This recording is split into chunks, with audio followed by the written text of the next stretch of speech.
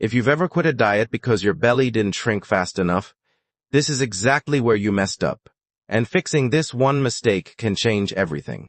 Because here's the truth no one likes hearing, you don't get to choose where fat leaves your body, but you absolutely control whether it leaves at all. And most people? They sabotage that process without realizing it. You start strong eating cleaner, training harder, maybe even tracking calories, and for a while, things actually work. The scale drops. Your face looks sharper. Your clothes fit a bit better. But then you check the mirror, and that one area, the belly, the thighs, the love handles, still looks the same. And that's when your brain starts playing games. This isn't working. Maybe I need a new workout. Maybe carbs are the problem. So you switch plans, change diets, try something extreme, and just like that, you reset your progress again. Not because your body wasn't changing, but because you didn't stay long enough to reach the stage where stubborn fat finally starts to go. So let's simplify this in the most real way possible. Fat loss comes down to one non-negotiable rule, a calorie deficit. That's it. You either burn more calories than you consume, or you don't lose fat. There's no secret hack hiding behind fancy words, no shortcut disguised as a fat-melting routine. It's basic biology. Now, you can approach it like a disciplined athlete tracking intake, controlling portions, being consistent, or like someone constantly guessing and hoping for results while secretly overeating on weekends. Same rule, different outcomes. And here's the part most people underestimate the timeline. Your body doesn't burn fat based on your patience level, it burns it based on consistency over time. That stubborn fat you hate?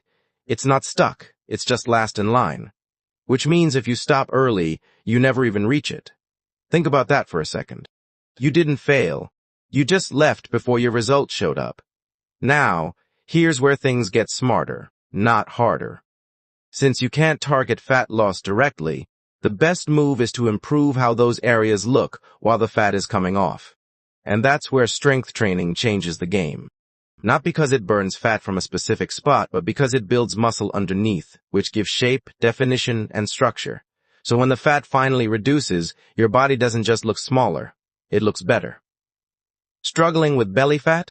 Train your core, not to burn belly fat, but to create visible definition underneath it. Holding fat in your legs? Train your legs so when the fat drops, they actually look strong and athletic instead of just smaller. And for face fat, yeah, there's no magic exercise for that. Unless aggressively chewing gum counts, which it doesn't. The only way that changes is by lowering overall body fat. Simple, not easy. And that's the theme here. Fat loss is simple, but it's not easy.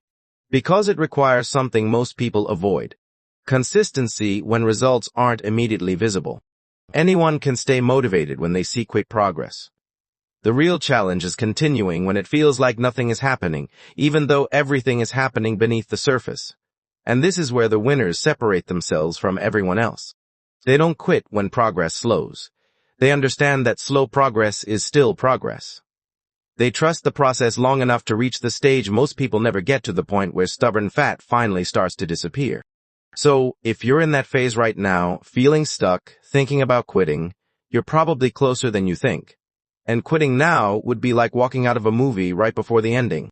So, don't switch plans, don't overcomplicate things, and definitely don't fall for shortcuts that promise targeted fat loss. They don't work.